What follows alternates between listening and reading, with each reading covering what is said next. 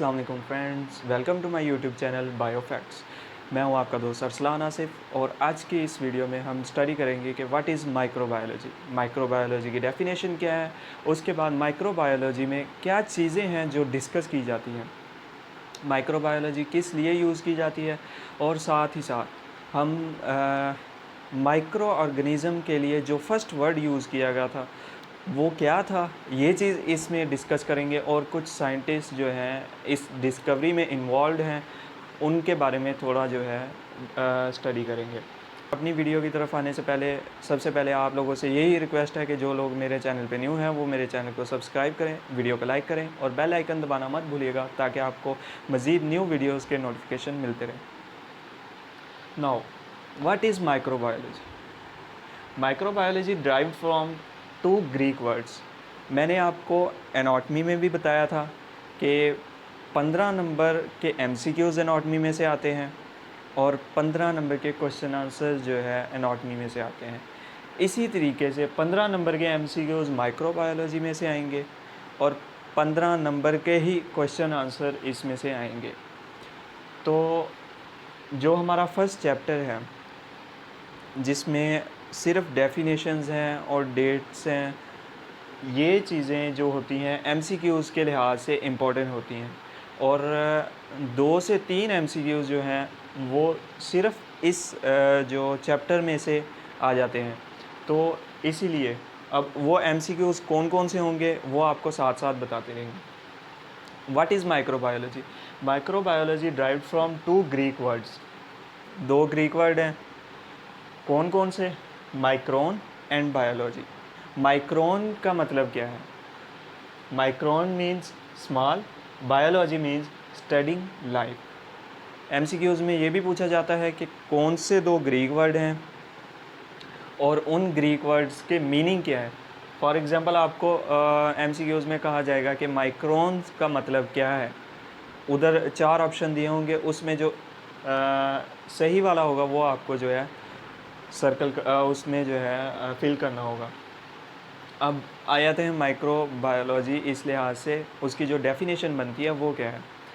Microbiology is the study of micro organisms and there activity. यानी कि microbiology में हम क्या चीज़ देखते हैं, फर्स्ट के माइक्रो ऑर्गेनिजम्स जो हैं उनको देखते हैं, उनकी स्टडी करते हैं और वो क्या एक्टिविटीज़ परफॉर्म कर रहे हैं, आया वो ह्यूमन बॉडी पे है, इन्वायरमेंट में है, कहीं भी है, वो कौन सी एक्टिविटी और किस तरीके से परफॉर्म करें, ये हम माइक्रो बायोलॉजी में डिस्कस करते हैं। अच्छा, तो जो अब माइक्रो ऑर्गेनिज़म के बारे में हम स्टडी करते हैं, वो क्या चीज़ें स्टडी करते हैं वो आगे देखते हैं। It is concerned with form, ठीक है। फर्स्ट इसमें आ जाता है कि जो हमारे पास माइक्रो ऑर्गेनिज़म है वो किस फॉर्म में है, ठीक है, उनकी जो फॉर्म है वो हम स्टडी करते हैं।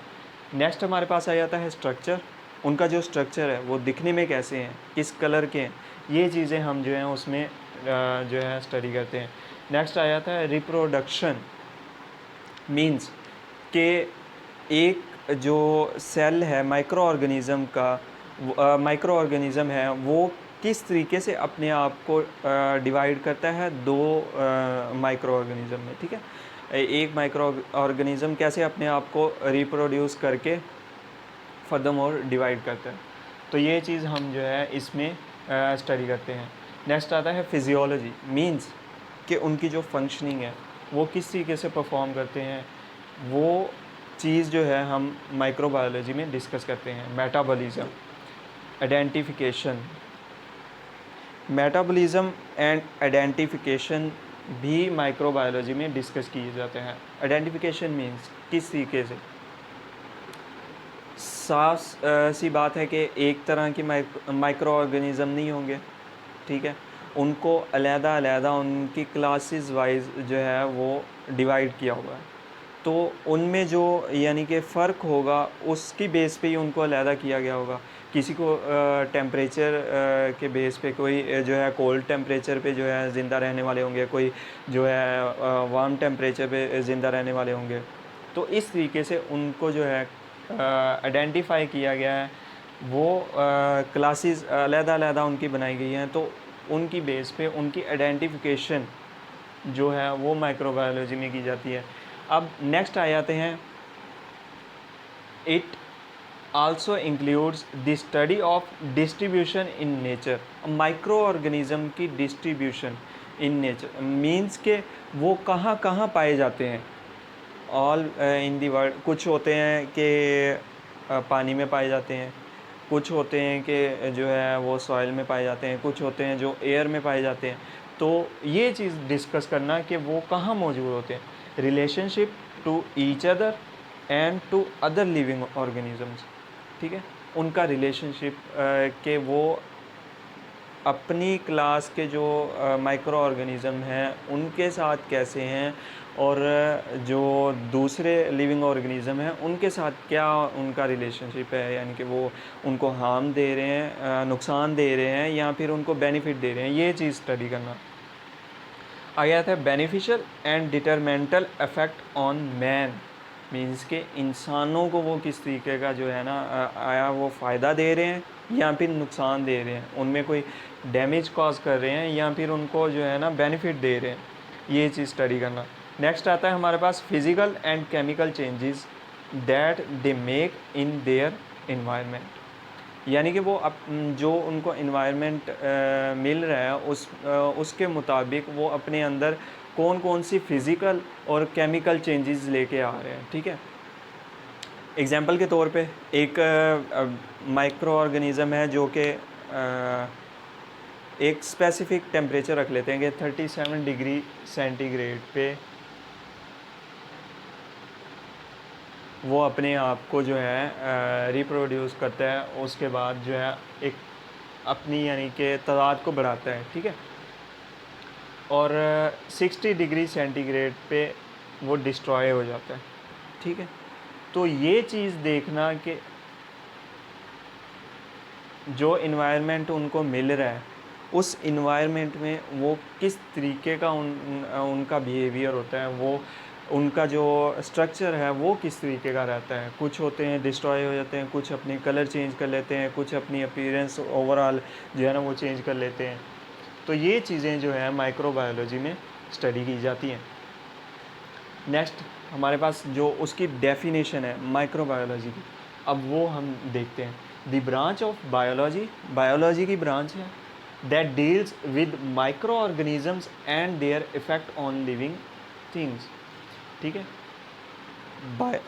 जो बायोलॉजी की ब्रांच जिसमें हम माइक्रो ऑर्गेनिज़म के बारे में स्टडी करते हैं और उनके जो लिविंग ऑर्गेनिज़म पे इफ़ेक्ट्स हैं, ठीक है, वो उनको बेनिफिट दे रहे हैं, उनको नुकसान दे रहे हैं, इस चीज़ की स्टडी करना वो क्या कहलाता है, माइक्रोबायोलॉजी। नेक्स्ट आ जाता है हमारे पास microbes. What are microbes? Microbes क्या है? The tiny creatures which are too small individually that they can't be seen by unaided eye, means के ऐसे टिनी क्रिएचर्स जो इंसानी आँख से ना देखे जा सकें उनको हम क्या कहते हैं, माइक्रोब्स। ठीक है, उनके लिए जो है माइक्रोस्कोप वगैरह बनाई गई है, माइक्रोस्कोप के ज़रिए जो है ना हम उनको देखते हैं। अब उनमें क्या क्या आ जाते हैं? नंबर 1 पे है बैक्टीरिया, नंबर 2 है viruses, number 3 protozoa, fungi, rickettsia, mycoplasma.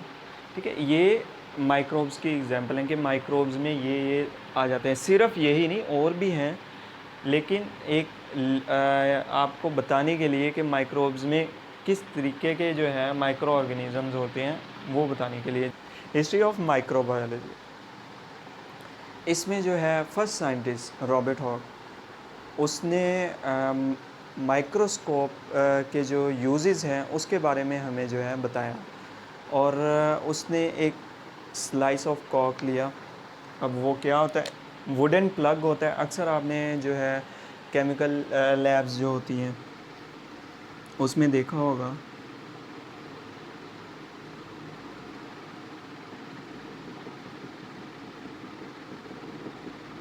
कि इस तरीके का प्लग लाइक होता है वुड का, ठीक है। तो उसके ऊपर जो है स्टडी की कंपाउंड माइक्रोस्कोप के थ्रू, ठीक है। और उसने क्या डिस्कवर किया कि वो स्लाइस जो है वो एक कुछ कंपार्टमेंट्स का बना हुआ है, ठीक है। तो उसे जो उसने नेम दिया है वो दिया सेल्स का। अब next, the discoveries of Hooke and other scientist showed that microscope is an important tool for discovery of secret of life, ठीक है। जो यानी कि हॉक की डिस्कवरी थी और जो बाकी साइंटिस्ट जिन्होंने इन चीज़ों पे स्टडी की थी उनकी डिस्कवरीज क्या कहती थी कि जो माइक्रोस्कोप है वो एक इम्पोर्टेंट रोल अदा कर रही है किस चीज़ में, लाइफ के जो सीक्रेट्स हैं उनको डिस्कवर करने में, ठीक है। नेक्स्ट हमारे पास जो साइंटिस्ट आते हैं वो है लेवन हॉक। फर्स्ट जो थे वो थे रॉबर्ट हॉक। उन्होंने जो फर्स्ट अपना जो यानी कि एक्सपेरिमेंट किया वो 1665 में, ठीक है। और माइक्रोस्कोप के यूजेस के बारे में बताया, लेकिन माइक्रोस्कोप इन्वेंट नहीं की। नेक्स्ट हमारे पास था लेवन हॉक, ठीक है। Leeuwenhoek revealed his description of microorganisms in 1670 by the invent of his simple lens microscope। और उसने जो है सिंपल लेंस माइक्रोस्कोप भी इन्वेंट की थी, ठीक है। उसी जो सिंपल लेंस माइक्रोस्कोप है उसी की मदद से उसने जो है फर्स्ट डिस्क्रिप्शन माइक्रो ऑर्गेनिज्म के बारे में जो है वो 1670 में दी, ठीक है। इन 1674, फिर 1674 में ही called tiny microbes as animalcule which was a term used for micro organisms by him, ठीक है। फिर उसके बाद माइक्रो ऑर्गेनिज्म को जो नेम दिया गया वो था एनिमलक्यूल का, ठीक है। फर्स्ट जो है वो जो उसके स्लाइस जो लिया था रॉबर्ट हॉक ने, उसके जो उसने देखा कि वो जो स्लाइस ऑफ कॉक है, ठीक है, कुछ कंपार्टमेंट का बना हुआ है, तो उन कंपार्टमेंट्स को उसने क्या नेम दिया, सेल्स का। नेक्स्ट जो लेवन हॉक ने डिस्कवरी की वो की कि माइक्रो ऑर्गेनिज़म के बारे में जो है उनको जो है डिस्क्राइब किया और उनको नेम दिया एनिमल क्यूल्स का, ठीक है। He outline his structure detail of the familiar.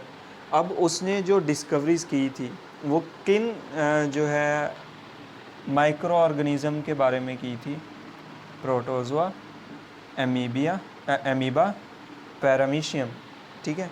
और उसकी जो डेथ है वो कब हुई थी, 1723 में, ठीक है।